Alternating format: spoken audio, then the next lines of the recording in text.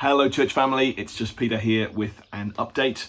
As you know, I'm sure the Scottish Government have recently announced that churches can recommence public worship after the 15th of July, albeit with various restrictions in place.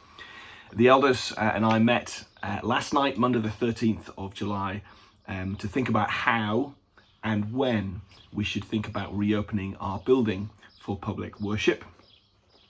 We want to be clear, this is not about reopening our church.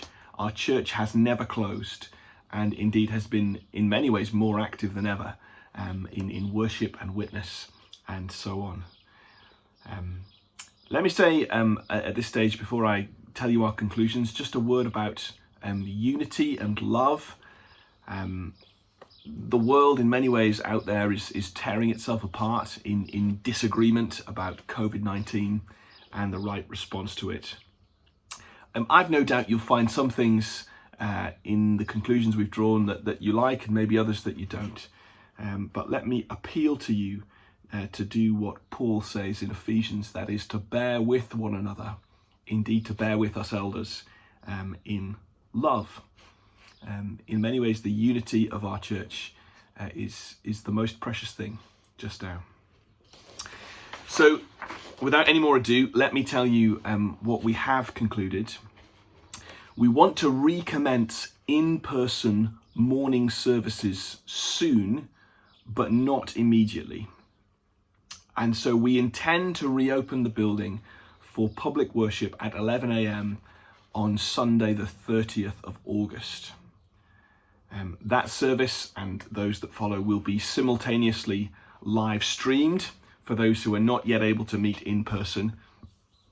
When we do recommence that in-person worship, it's also likely that some kind of booking system will be needed for those who attend in person.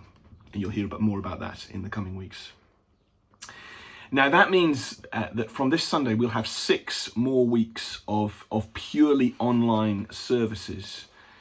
And no doubt some of you will wonder why we intend to wait that long before starting up again. There's a few reasons. Let me give you a flavour of our thinking. At the time that I'm speaking, although the First Minister has announced that churches can reopen for public worship, the Scottish Government has not yet published the detailed written guidance. So we don't actually know in detail what the restrictions will be on public worship. So we need to wait for that to come out.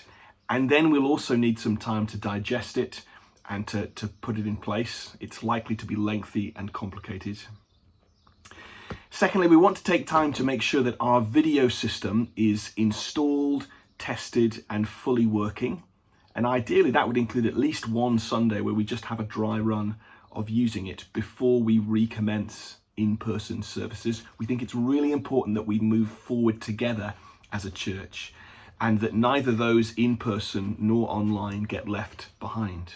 So that technology needs to be in place and fully functional. Next, our reopening questionnaire. Thanks for filling that in, by the way. The reopening questionnaire shows that the vast majority of people in our congregation, whilst wanting to return, are willing to remain online for a little bit longer at least.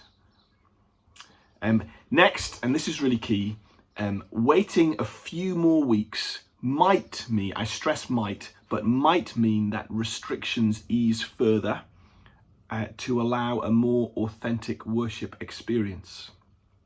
We don't have the details of the restrictions, as I said. However, here's what we do know so far. 2 meters physical distancing will be required. There'll be a cap on numbers.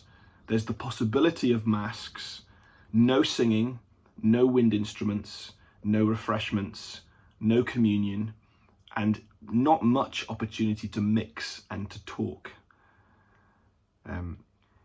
Now, we can't guarantee that anything further will have changed by the end of August, but if we give ourselves a few weeks, it's possible that some of those restrictions might ease a little bit.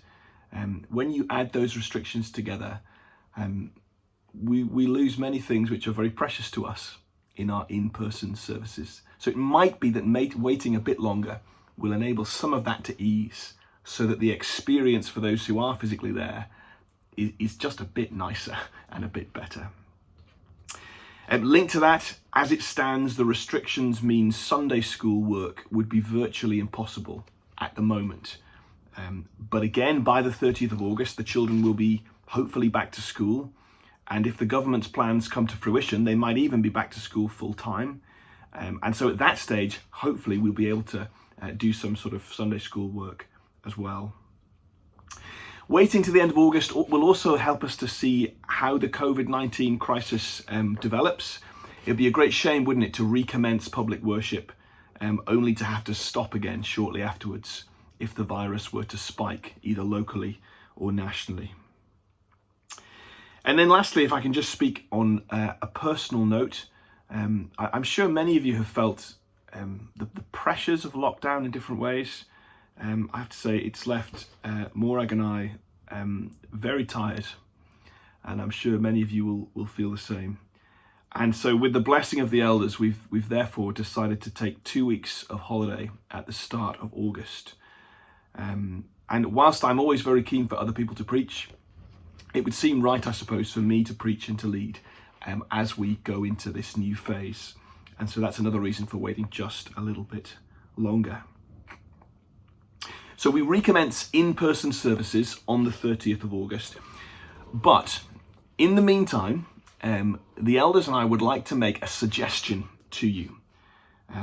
For the next 6 weeks, where we have purely online services, we want to suggest that you might like to start meeting up with 1 or 2 other households to watch the service together. As of the 10th of July, we are allowed to meet indoors with up to 2 other households. So 3 households in total gathering together. And so we're not going to try and organise this for you, but we'd like to encourage you to think, are there other folks, other families, other households in the church that you could meet up with? And that would increase our fellowship just a bit as we watch the live stream service. A few other things just briefly. Some will be asking, what about the Sunday evening service? Our plan is to begin a short online evening service in early September. That will happen live on Facebook Live. And we intend to transition this back to a normal in-person evening service as the summer and the autumn goes on. And once that evening service becomes a normal service again, we don't intend to live stream it. As for our midweek prayer meeting, for the moment, that will continue every Wednesday online on Zoom. Again, over the course of the next few weeks and months, we'll transition that back into being a physical prayer meeting in the hall at church.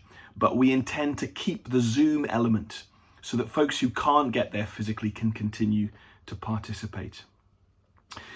What about small groups? Well, we're going to stick for the moment with our weekly midweek prayer meeting. We intend again to phase small groups back in as the weeks and months goes on. And the same really is true for other groups and ministries, things like the ladies' meeting, things like youth work, children's work. Not all of that has stopped, by the way. The youth work has thrived. We'll just keep those things under review. And as we can, as we go through the summer and the autumn, we'll phase those back in. So I'm sorry that's a bit of a long video, but I hope it gives some clarity on where we are. As always, we the elders would love to hear from you. If you've got questions, if something wasn't clear, if you've got comments, we'd love to hear from you. We hope you can see we've tried to wrestle with the issues and prayerfully find the best balance. We want to praise God, though, that he has been at work during this time of lockdown, reaching new people with the gospel, and pray that that mission, the mission of God, would continue in power among us. For now, God bless. We'll see you soon.